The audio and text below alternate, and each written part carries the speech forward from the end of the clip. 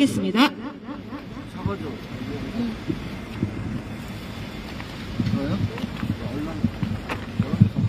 예, 저희가 오늘 이 자리에 오게 된 것은 오늘 행안위 국감이 있습니다. 그런데 와보니까 허허벌판이네요. 예.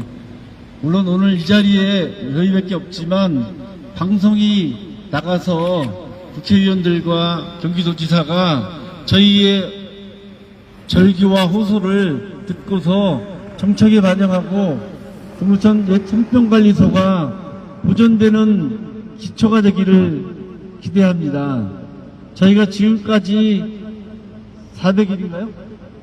420일 넘게 서유산 농성장을 차리고 투쟁하고 있습니다. 서유산은 아름다운 도시입니다. 그러나 그 아름다운 도시에 어마어마한 아픔이 있고 전 세계에도 기억해야 될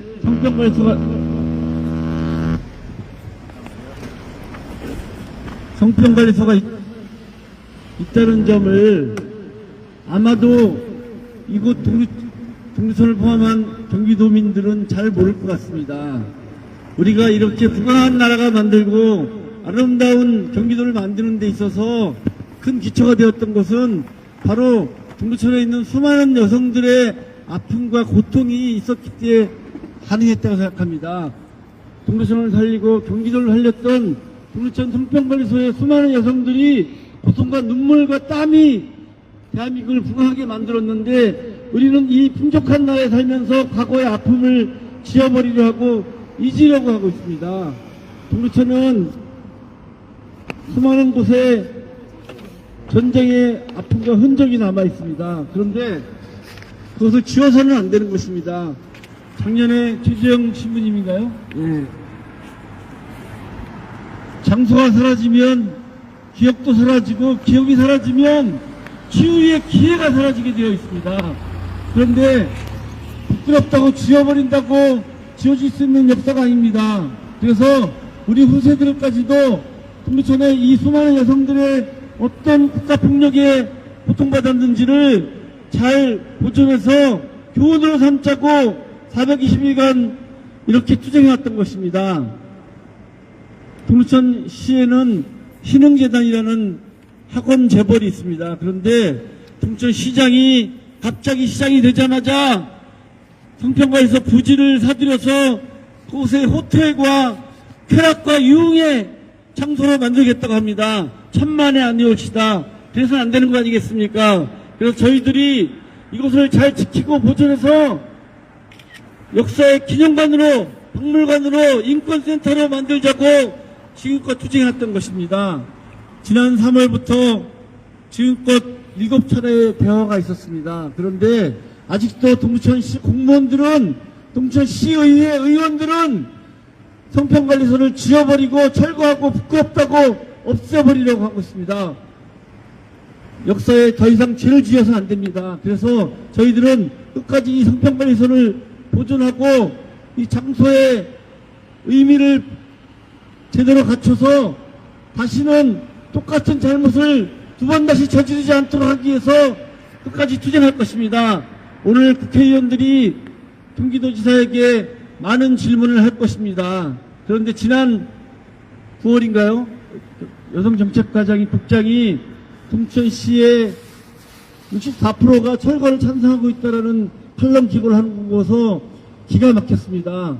저희가 작년에 여러 차례 잘못을 파헤쳤지만 동두천시 시민들이 다수가 찬성하고 있다는 여론조사는 조작됐고 왜곡되어 있는 여론조사임을 밝혀냈습니다. 그런데 작년 저희가 경기도민들이 5,000명인가요?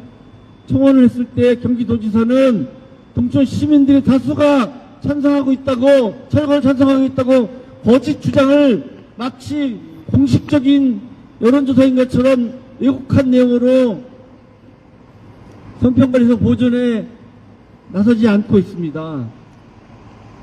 이래서는 안 되는 거 아닙니까?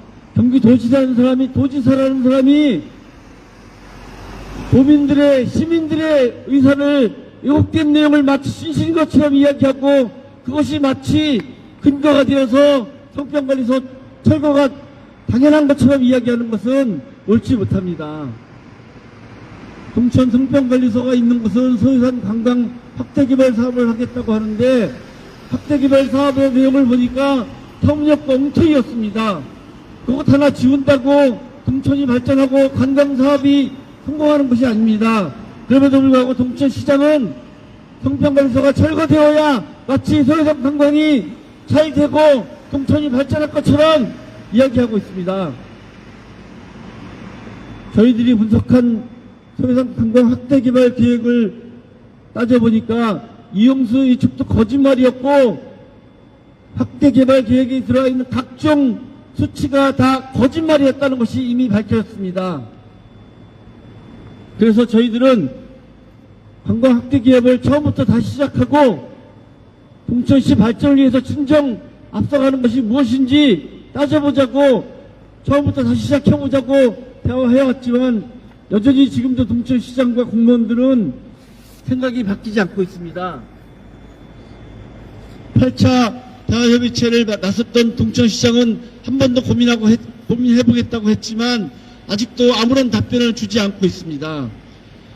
이재명 대통령은 5월 1일 연천의 경청투어 첫날 저희들을 만나서 성평관리소를 보존해주겠다고 했고 지난 9월에 만난 경청수석도 한 번 더 고민해보자 라는 입장을 갖고 있습니다. 그런데 언제까지 기다려야 하는 것입니까? 언제까지 저희들은 거리에서 투쟁하고 이렇게 외로운 외침을 해야 되는 것입니까? 이제는 약속을 지킬 시점이 돌아왔습니다.